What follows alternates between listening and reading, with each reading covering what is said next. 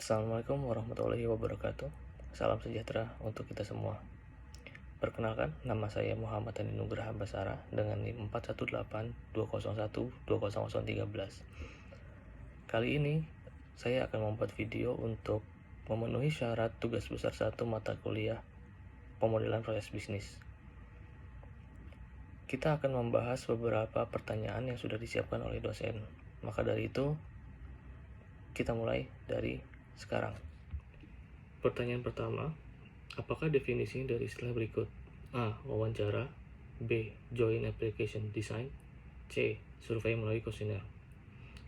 Wawancara adalah suatu percakapan langsung dengan tujuan tertentu dengan menggunakan format tanggung jawab yang terencana.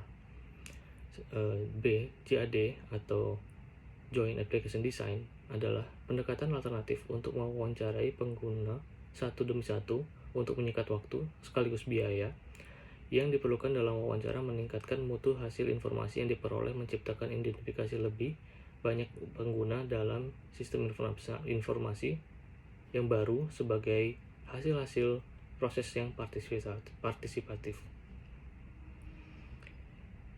Kemudian, survei melalui kuesioner adalah suatu daftar yang berisi dengan pertanyaan-pertanyaan untuk tujuan khusus yang memungkinkan penganalisis untuk mengumpulkan data mengenai sikap, keyakinan, perilaku, dan karakteristik diri orang-orang utama di dalam suatu organisasi serta pendapat dari responden yang dipilih. Nomor 2. Sebutkan dan jelaskan 4 fase atau tahap dalam bisnis proses life cycle.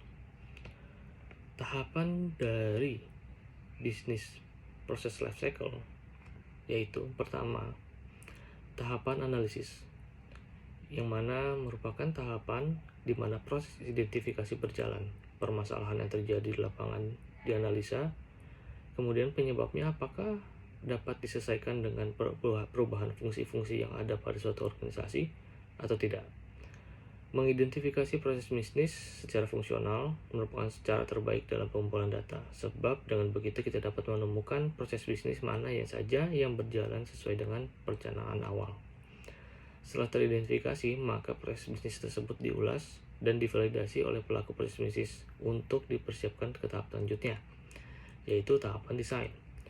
Proses bisnis yang sudah diidentifikasi, diulas dan divalidasi, maka disiapkan model proses bisnis yang digambarkan secara teknis. Namun, pada tahapan ini tidak hanya para pelaku proses bisnis saja yang terlibat, melainkan para stakeholder ikut dalam pembahasan pemodelan ini, sehingga dapat menghasilkan cara yang terbaik untuk menjalankan dan memodelkan proses bisnis tersebut. Hasil dari tahapan ini berupa pemodelan bisnis yang dalam bentuk diagram atau notasi proses bisnis. Kemudian tahapan implementasi, yang mana merupakan proses pengerjaan dari analisa dan desain yang disepakati oleh para pelaku proses bisnis dengan stakeholder. Implementasi proses bisnis sampai di titik di mana para pengguna dapat menerima perubahan proses bisnis. Dalam hal ini juga disebut juga dengan user acceptance. Selain itu, tahapan implementasi juga menguji dari sisi fungsionalitas dan sistem yang sudah dikembangkan.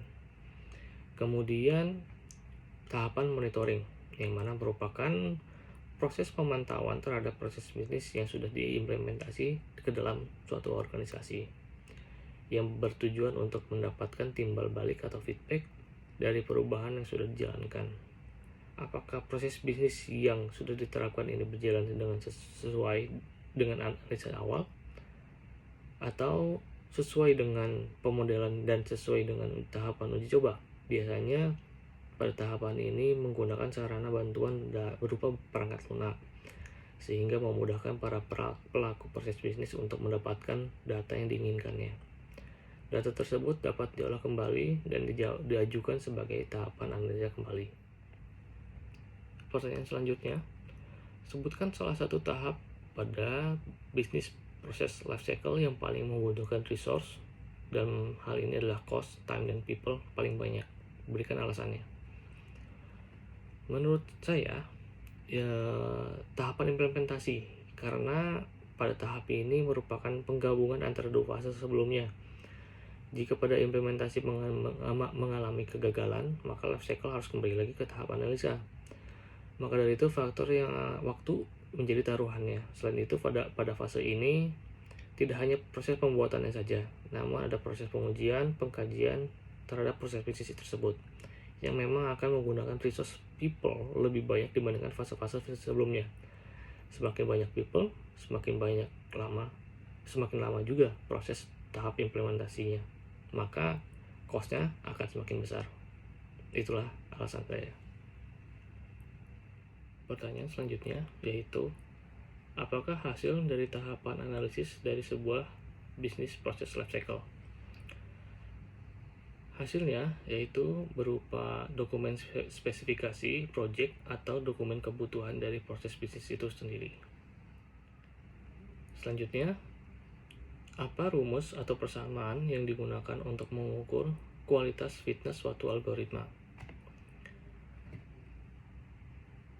Dalam algoritma heuristic miner, kualitas fitness dapat dihitung dengan dua cara atau ada dua rumus. Yang pertama, parsing measure atau PM. Kemudian ada continuous parsing measure atau CPM. Bentuknya kan seperti ini.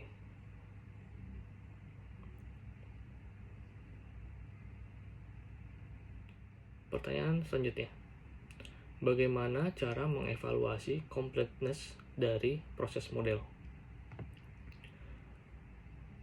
Dengan cara atau menggunakan algoritma Modified Time-Based Heuristic Measure, yang disimpulkan bahwa jika ada salah satu kondisi yang terpenuhi, maka aktivitas X dan Y pada length to loop dependency itu tidak akan dihitung. Pertanyaan berikutnya, bagaimana cara mengevaluasi validity dari proses model semantik? Dengan cara merubah dari dependency graph ke proses model semantik. Pembuatan proses model semantik memiliki dua langkah, yaitu membuat dependency graph menjadi causal net, kemudian membuat causal net menjadi model semantik. Dalam pembuatannya, hubungan paralel AND, OR, dan XOR haruslah benar berdasarkan input dan outputnya. Pertanyaan selanjutnya, bagaimana cara mengevaluasi optimasi time dan cost? Dengan cara menggunakan nonlinear programming, yaitu sebuah model dasar dengan hubungan biaya kuadrat dikembangkan dan kemudian diperluas untuk mencakup pertimbangan operasional lainnya. Pertanyaan selanjutnya, jelaskan cara kerja dan definisi Critical Path Method. Critical Path Method atau CPM adalah teknik untuk menganalisa jaringan kegiatan atau aktivitas-aktivitas ketika menjalankan proyek.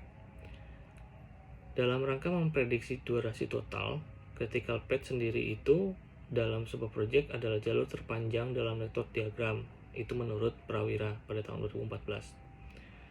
Critical path didapatkan dari sebuah diagram jaringan atau network diagram yang memperlihatkan hubungan atau urutan aktivitas-aktivitas dalam suatu proyek.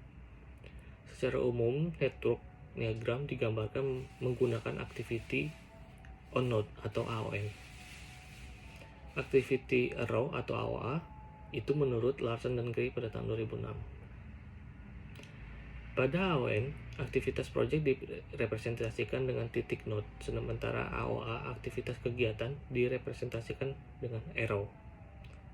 Aktivitas proyek yang mendahului atau menjadi syarat dilakukan aktivitas lainnya disebut predecessor. Pertanyaan selanjutnya, sebutkan langkah-langkah proses pengembangan model kompleks yang lengkap dan benar untuk proses bisnis di kehidupan nyata dari multi-organizational collaboration. Langkah-langkah yang dilakukan menurut Kim Tian-Zeng, Waduan, Zhong Liu pada tahun 2015 ada 3, yaitu yang pertama, mendiscover top level dengan proses mining. Yang kedua, mendiscover bottom level dengan proses mining. Yang ketiga, refinement of Petri nets untuk proses integrasi. Pertanyaan Selanjutnya, jelaskan contoh dari penerapan algoritma top-down process mining based on refinement of patterns from multi-source event log.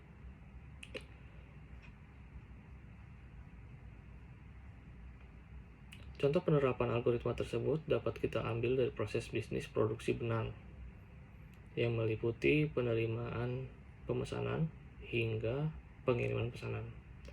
Dari tiap-tiap aktivitas dibuatkan proses modelnya berikut dengan event log dan preset dan poset juga. Pertanyaan selanjutnya, jelaskan 3 tahapan utama dari Modified Time Based Heuristic Miner. Ada 3 tahapan utama, yaitu mining dependency graph, mining short loop, dan mining process model. Pertanyaan selanjutnya, jelaskan contoh-contoh discovery menggunakan Modified Time Based Heuristic Miner. Contohnya pada gambar berikut.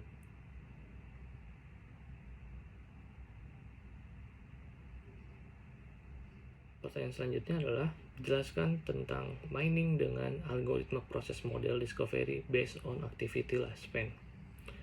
Algoritma ini diperkenalkan oleh Rizka pada tahun 2014 bersamaan dengan Hairing Bay, Dong-Ha Lee, dan Min So Kim. Digunakan untuk menemukan proses model dari event log yang sudah kita bahas sebelumnya. Dapat kita ditemukan relasi trace 1-18. Pada setiap trace memiliki 3 step. Yang pertama input dan output, kemudian relasi sequence, dan yang terakhir adalah relasi paralel. Lanjut ke pertanyaan terakhir. Jelaskan tentang mining dengan algoritma heuristic miner for time interval. Algoritma ini diperkenalkan oleh Andrea Buratin untuk menemukan proses model dari event log yang menggunakan aktivitas sebagai interval waktunya. Sekian video dari saya, semoga pertanyaan dan jawaban dapat membantu kalian semua. Terima kasih, sampai jumpa lagi. Wassalamualaikum warahmatullahi wabarakatuh.